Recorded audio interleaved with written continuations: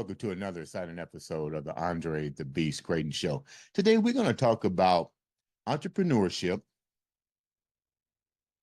beast mindset, changing that way of thinking into something positive and constructive, but more importantly, understanding the correlation between working and empowering the thought process of changing that work mentality, going to work for somebody, into entrepreneurship, taking your dreams and making them reality. But not just, but you're talking about different fields. So when you talk about that mindset and changing that mindset from becoming a 9 to 5 into entrepreneurships, there's different areas. One area in particular we're going to focus on is the medical field. Let's be more precise, the nursing field. Today on the show, we have a young lady that not only saw a need to rethink, reprogram, and reevaluate her position as it related to the healthcare industry, and decided to, you know what, I'm going to do something different. I'm not only going to change my mindset and become an entrepreneur, but I'm going to teach other people by coaching and providing a resource for these individuals. I'd like to welcome to the show from the award-winning podcast, Tina Baxter. And the name of the podcast, get this, make sure I got it right, Nurse Shark Academy Podcast. Did I get it right? Yes, the Nurse Shark Academy show. Yes. Okay. Tina, welcome to the show. Thank you. Thank you for having me. Let's get down to it. Just start back with who you are so the viewers can get a little insight. And we know you're from Manderson, Indiana. You should be sitting in this chair, but that's going to be another episode. So let's Yes. so let's tell the viewers a little bit about Tina real quick. Okay, so I never actually started out wanting to be a nurse. My whole idea was I was going to be a physician. And not to say that physicians aren't great and wonderful. I work with them, right? And I Mhm. have a lot of physicians in my family. So it was sort of one of those, I'll just follow in tradition and become a physician. But when I got to school, I realized I wasn't happy. I didn't like it. I sat for the MCAT twice and could never make myself actually put the application in. I started having nightmares about it. Men in white coats chaining me to a desk and learning. So what happened is they took the fun out of it. So I needed a job really quick, as I was a fifth year senior at a very expensive private college. And my parents told me, you better figure something out. So I Mhm. got a job working as a certified nursing assistant. And because they would pay you as you learn. And I thought, if I want to go to medical school later, I can. Right. But while I was there, I watched what the nurses did. And I saw how the nurses were really there with the patient. And I realized that's what I wanted to do. I wanted to be the one holding the person's hand as they're taking their last breath. I wanted to be the one to talk to them and really understand, how did we get to where you are right now?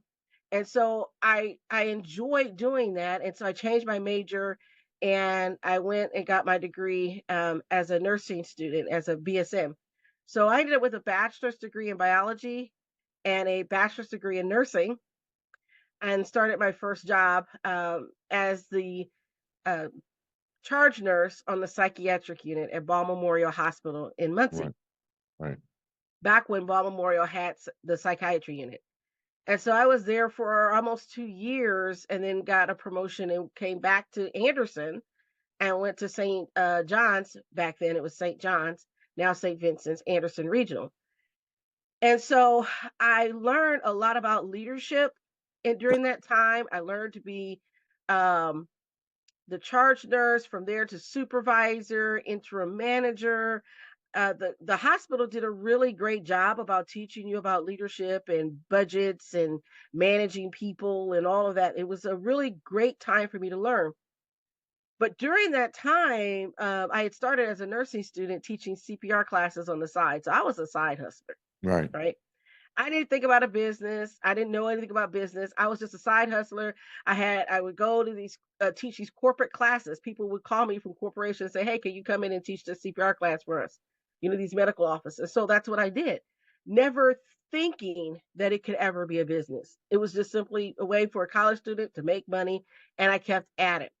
Let's go So, back for a minute, yeah. Tina. Didn't mean to Mhm. cut you off. Let's go back for a minute.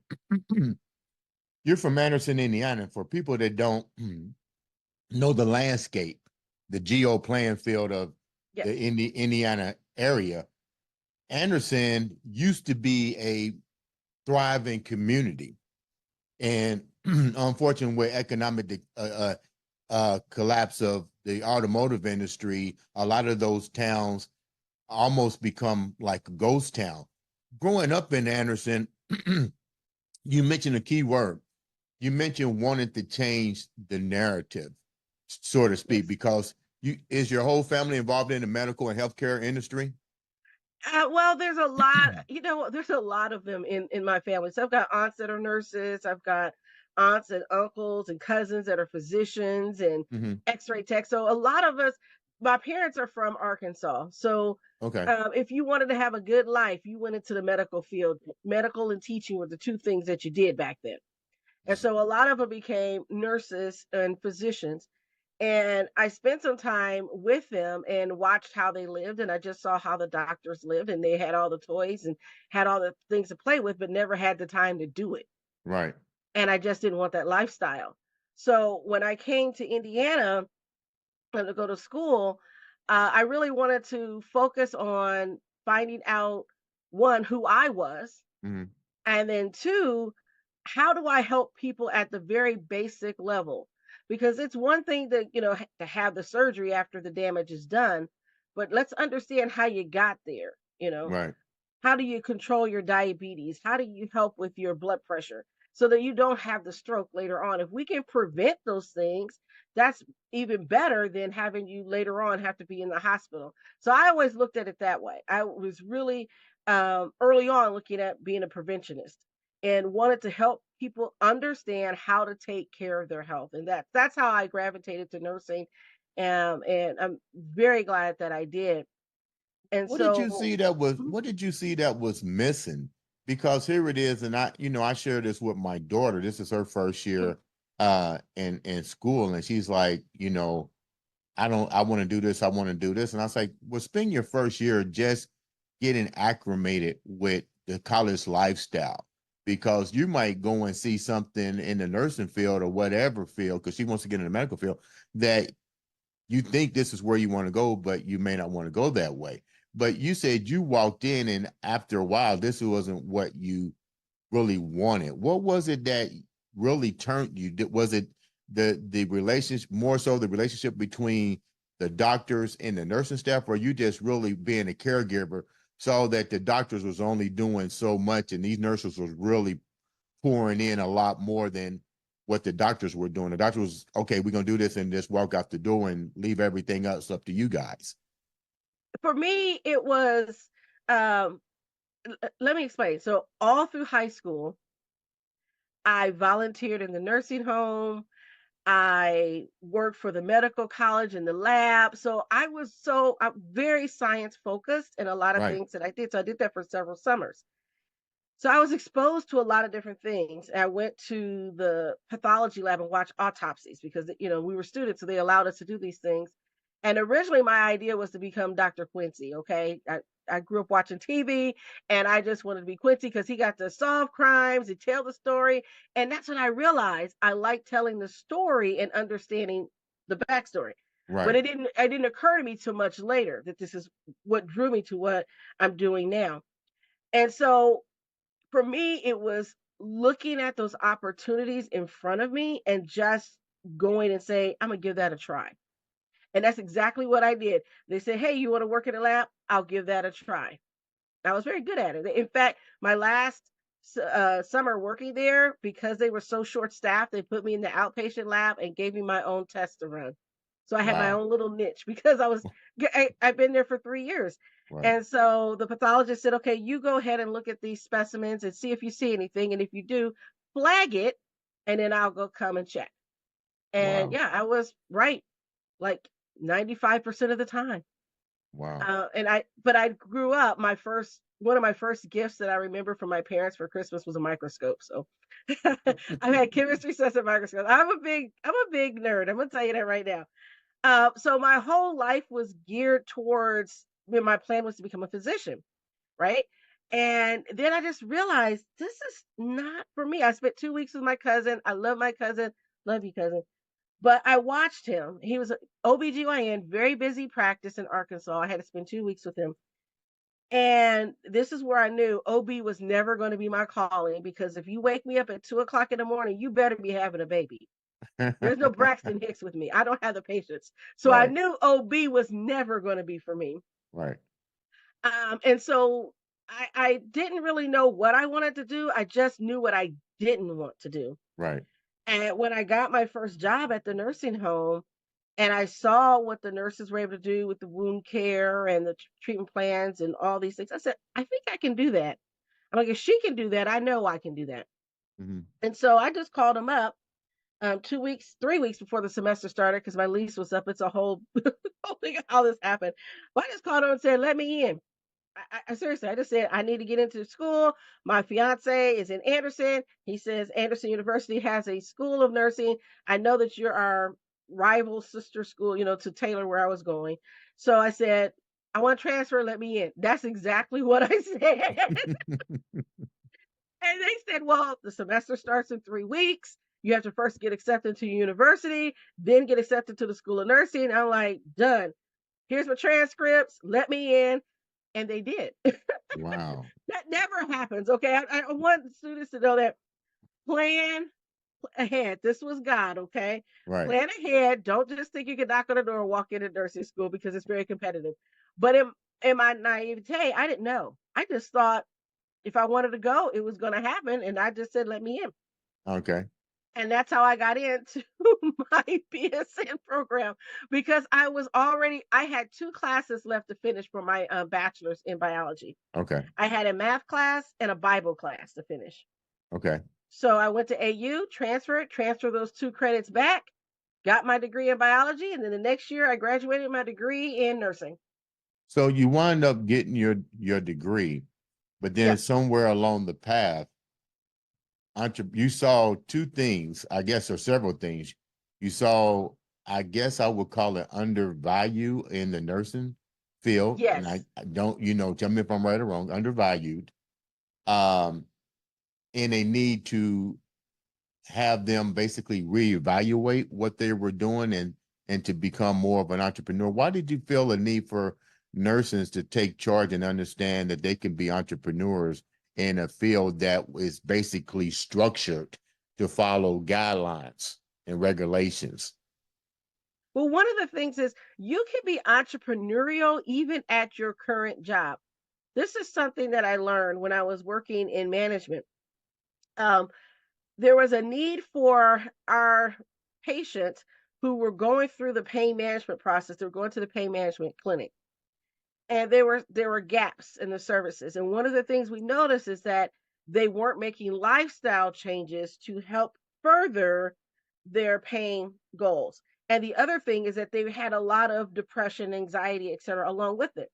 So Mm-hmm. what we did is that with the pain clinic, the physical therapy department, and the psychiatry department, we got together and developed a program that was unique, where you would come in for group sessions and you would talk to the physical therapist, you would talk to me in psychiatry, you would talk to the pain management nurses, and we would tailor make a program for you. And if you had to come to these sessions, we made it mandatory. And so then you started putting in those lifestyle changes. I wouldn't have had the wherewithal to do that had I not been working in the community Mm-hmm. with a group called the Minority Health Coalition. And at that time, I was one of their educators as a Right. nurse out in the community teaching chronic disease management. Right. So I took what I learned from there to add that to that program, and it was very successful and was running really well up until when I left there, it was still going. And so I think that's important. You can be entrepreneurial even in your current situation. But what about if maybe you're a nurse or a tech and you're physically not able to work any longer at the Right. bedside? Because that happens. It doesn't mean you have to throw your whole career away. Right. I always tell nurses, leave your job, not your profession, right? Right. Find a way to do it differently that works for you. So that's the reason why I created the show, was because I wanted to bring on nurses from all over to tell us about what they're doing. So I've had nurses that are wellness and health coaches, a nurse that saw a problem in how nurses were scheduled for infusions. She did outpatient infusions. And so she developed her own company to do that so that the nurses would have a better quality of life, better scheduling, and it would be lucrative for her. And it was so good. She built that company up to where she was taking over the major region in her state, that now she's even sold the company, moved on to something else. So, What are some of the yeah. what are three of the top things that nurses really struggle with trying to elevate to that level? Because Hmm. you have traveling nurses, you have all kind of nurses, but I know depression hits Yes. everybody, but it definitely hits the nursing field and the medical field totally different, because you're dealing with life. You're Hmm. getting close to these people. Now all of a sudden these people are stricken, stage 4 this, and you're getting involved with the families. How do they get from, what are three of the things that they share with you that they're really having a difficult time getting over the hump to even get to the part of saying, okay, I need to reevaluate and I need to take my craft and become an entrepreneurship, work smarter versus versus working stressfully. Hmm.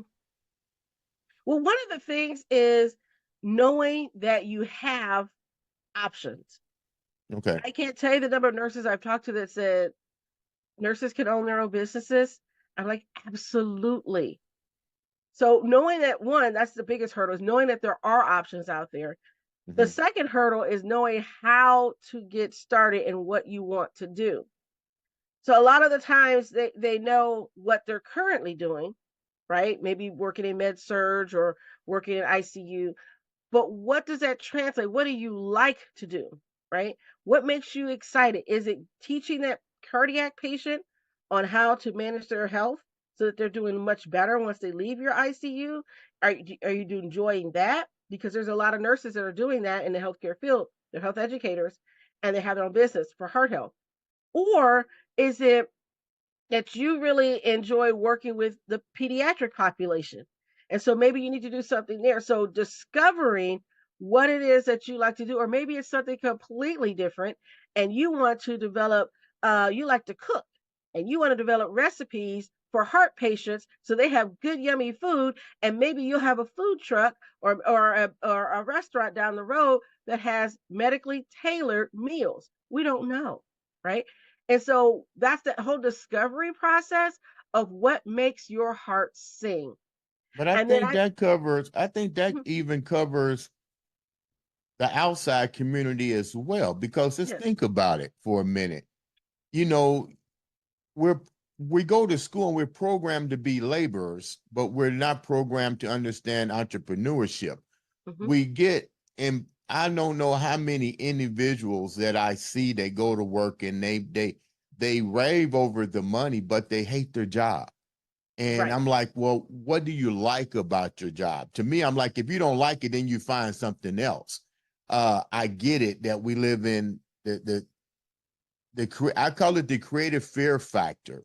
That Hmm. if I don't do this, if I don't make this, I don't have the big car, I don't have the big house. I'm thinking, okay, well, what about the people that still have this? They're still going to see people like you in the medical field because they're stressed out. They got time management is completely out of whack. They don't spend time with family and friends. And next thing you know, they developed all kind of unnecessary illnesses that are really, if you look at it, you're in the medical field, quote me if I'm Yes. wrong, a lot of the patients you probably see is stress induced that cause other things to happen in their bodies. Yes. That's one of the reasons why I teach stress management sessions as part of my business as well. I do that. And I've seen it. And I say COVID was a very good example for us because it forced a lot of people to slow down and reevaluate what was important. Because if you remember the very beginning of the pandemic, restaurants were closed, so we had to cook at home.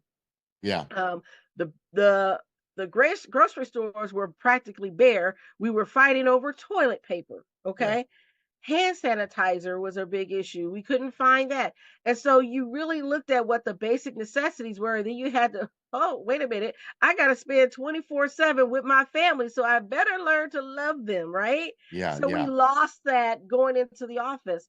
And I think for nurses, just seeing, the patients come in, and I worked through the whole pandemic. We worked from home. I was in psychiatry. So we worked from home. So we were still seeing patients. We were still out there in the trenches. We were dealing with the patients that were struggling because now they're isolated and they don't have a lot of those connections that they did have. So we're still doing that while we're also dealing with our own isolation because we aren't talking to our colleagues. We aren't there. We're seeing them on tiny little screens, if at all. And at first, we were just on the telephone. And so, coming from all those different stresses, it opened up our eyes to say, wait a minute, something needs to change. And then with the nursing shortage, which really isn't a shortage, it's just we have enough nurses, just the nurses aren't willing to work in the conditions in which they're right. find themselves.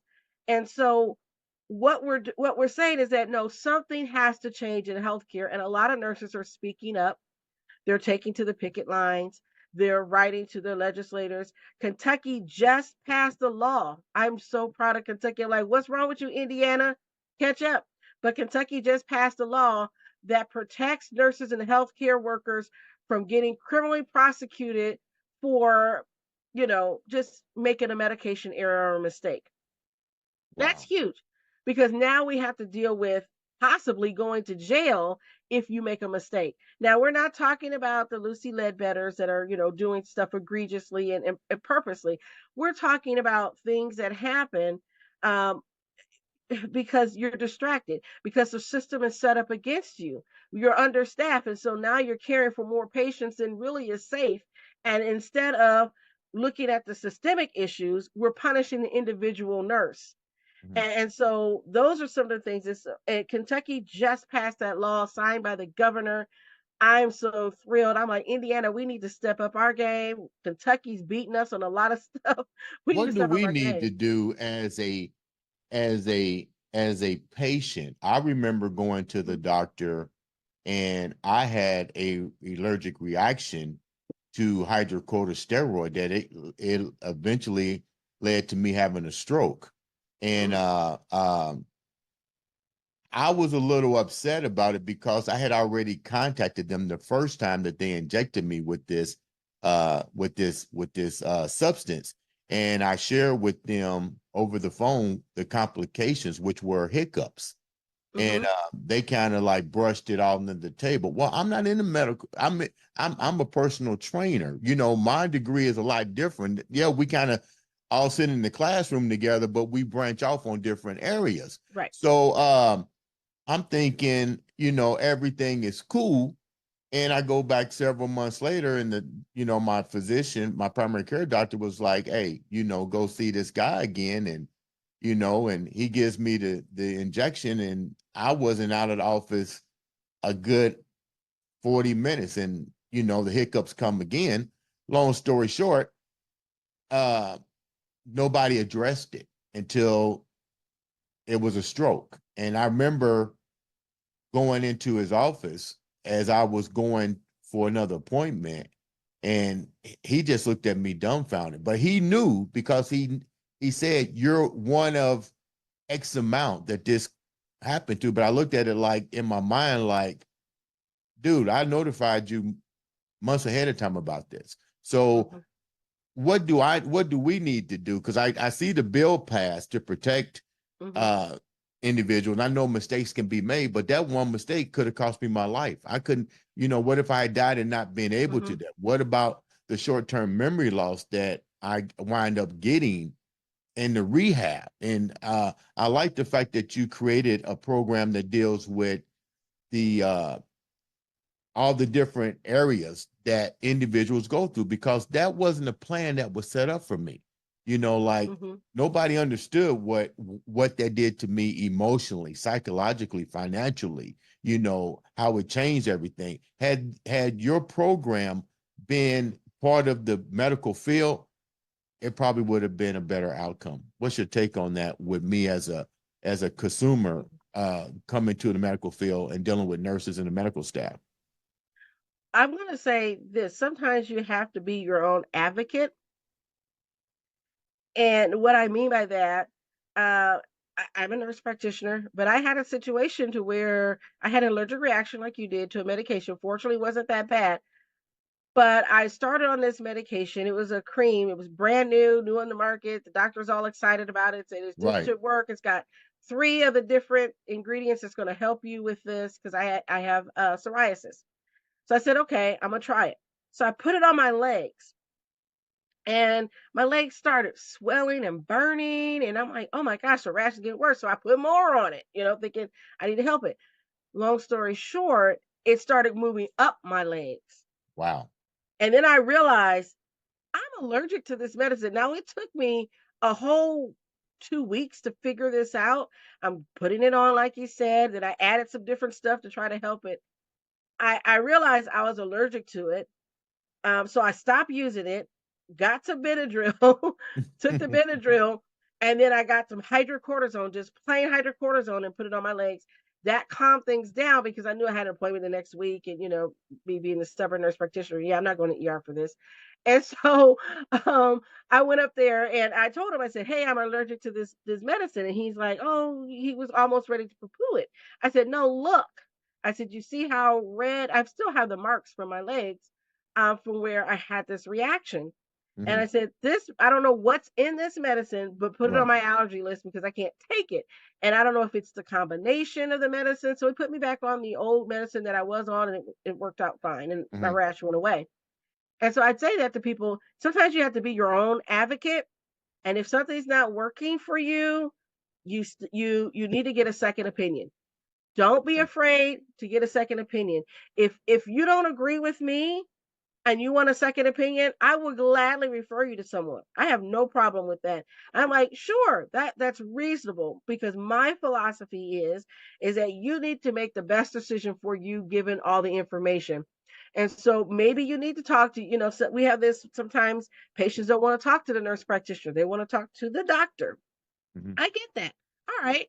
I'm going to set you up to go talk to the psychiatrist. More than likely, he's going to tell you the same thing I just told you because, I do my due diligence. But I let them have that consultation. If the psychiatrist says something differently, okay, fine. We'll go with his recommendation or her How recommendation. close I are don't mind you? that. How close are you related when it comes to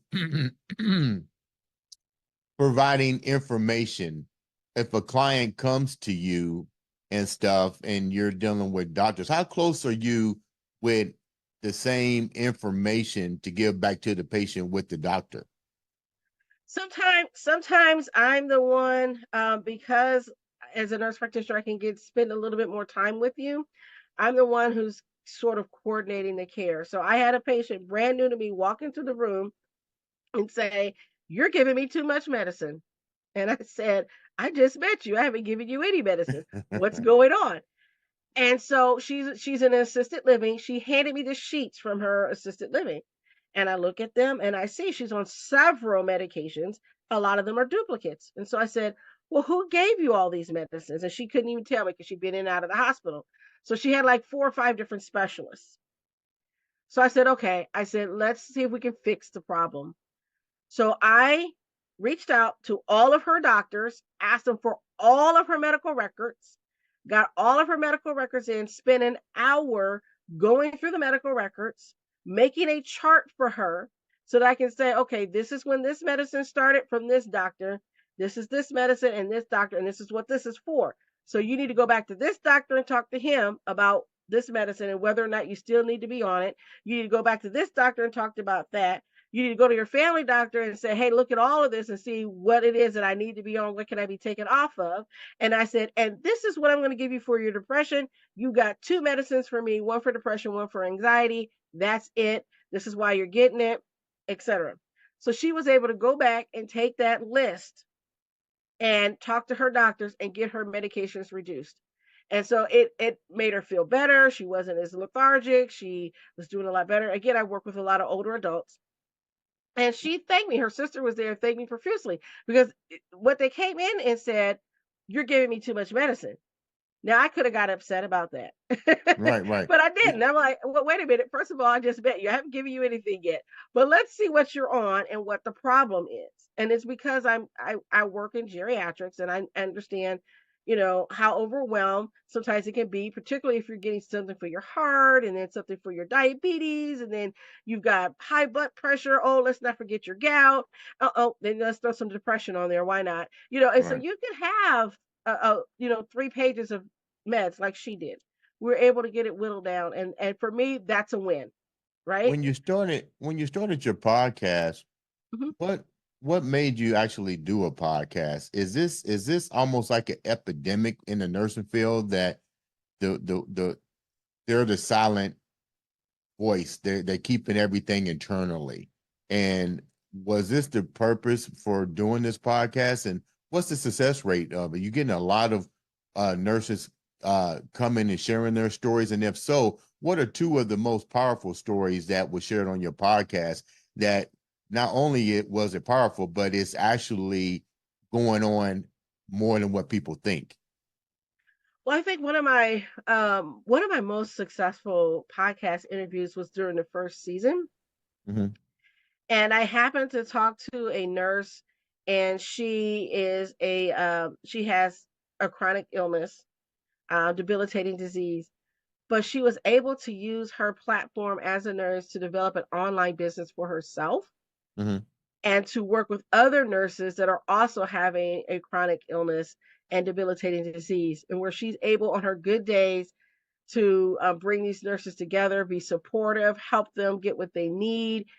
She runs educational seminars. She's doing great. And so it was wonderful to hear from her and work with her. And we still keep in touch, actually. We're trying to Hmm. work on a project together. But then I say during the second season, we're in our second season, and we're now international.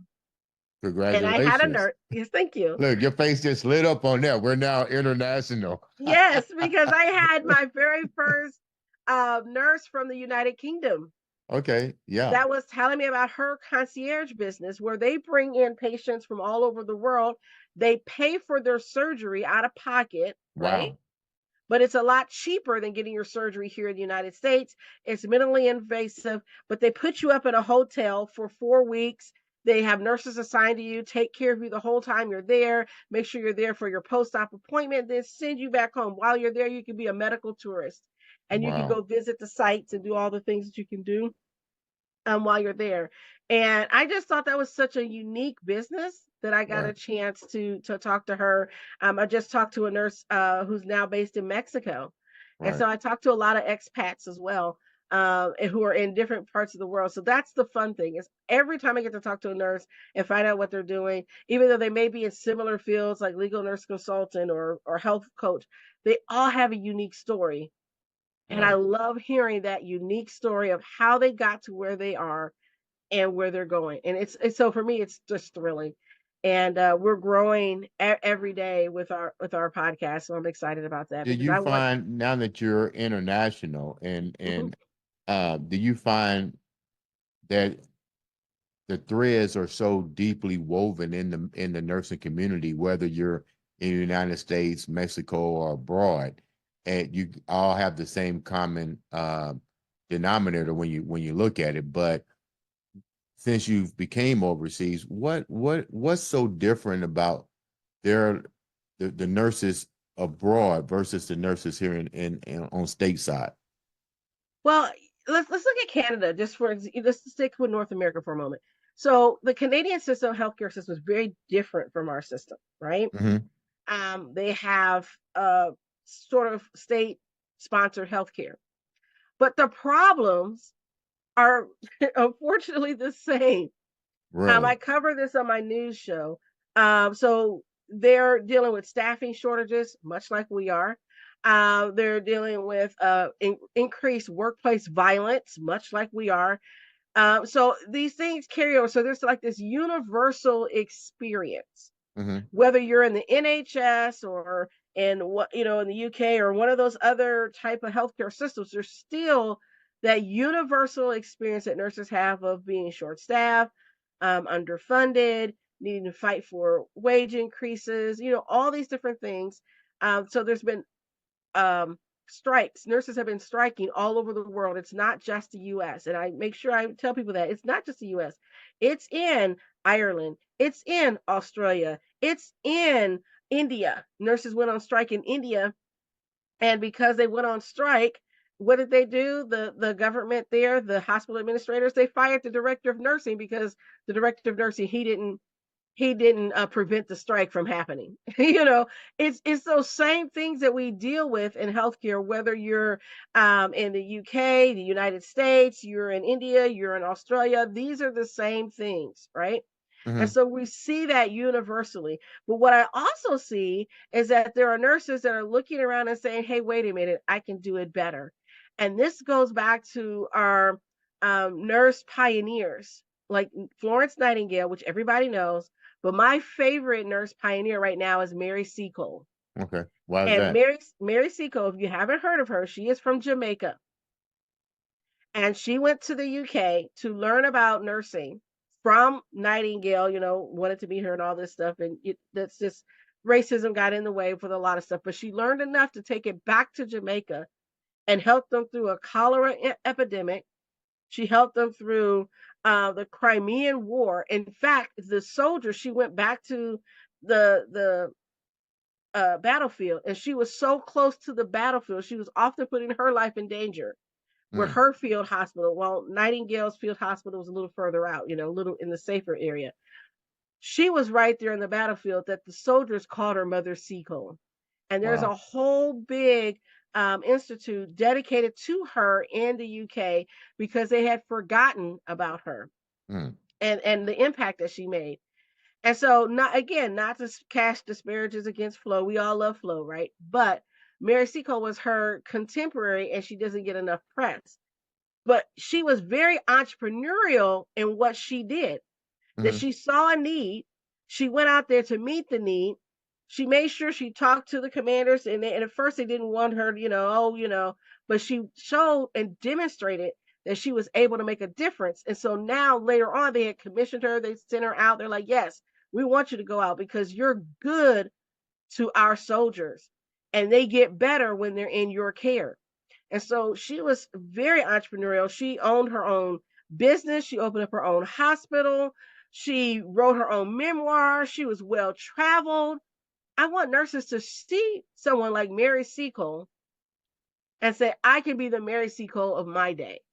Mm. I can be the nurse that's well traveled. I can be the nurse that opens up a new unit. And so we have nurses that are innovators, they're inventors, they're Hmm. developing new technology. I want nurses to see that you can be anything you want to be, and you can use all your nursing skills right there in your own business. And whether you're still working at the bedside, you can be entrepreneurial at the bedside. This is where nurses come up with, hey, this is a problem. We're having a trouble getting people out of bed, or this certain surgical stocking isn't working. We need something different. Nurses are very creative. We do these things naturally. We just don't take credit for what we do. How can the viewers reach out to you, listen to your podcast, and get more information on you and your quest to empower women of the nursing field? Yes. And I want to say not just women, because we have men too. Oh And we yeah, I want to forgot about encourage that. them too. Yeah, yeah. I'm sorry. Yeah. Thanks for Yeah. shedding the light on that. Yeah. Yeah.